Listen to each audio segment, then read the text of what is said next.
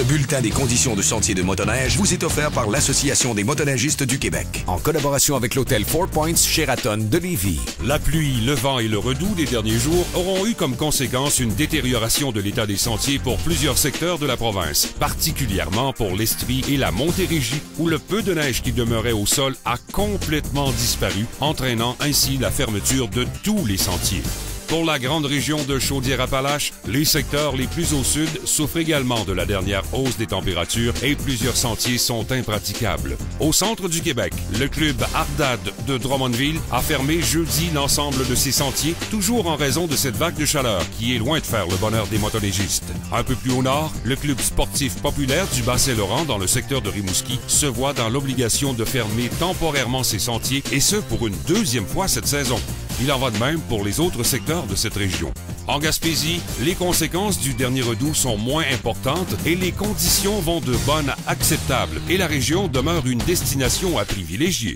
Sur la Côte-Nord, le club de l'Association des motoneigistes du Manicouagan mentionne que le verglas a fait plier de nombreux arbres dans les sentiers dans les environs de Bécomo, dégradant probablement les sentiers pour certains secteurs. Les autres secteurs de la Côte-Nord offrent des conditions allant de bonnes à acceptables.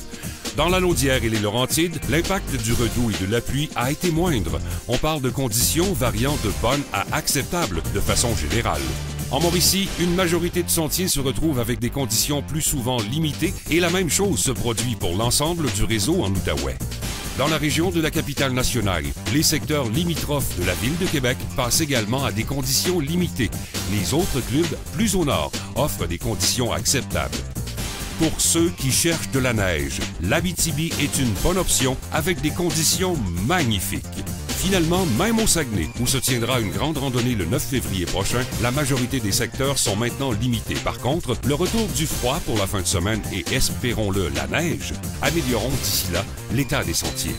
Un redoux signifie des sentiers fermés par endroits. Respectez les consignes des clubs et ne vous aventurez pas sur les cours d'eau. Ils sont hautement à risque. Si la motoneige, c'est ta vie, pense-y. Devenez membre de l'Association des motoneigistes du Québec et recevez directement à domicile le magazine des sports motorisés. Pour tout connaître, visitez le www.admdq.org.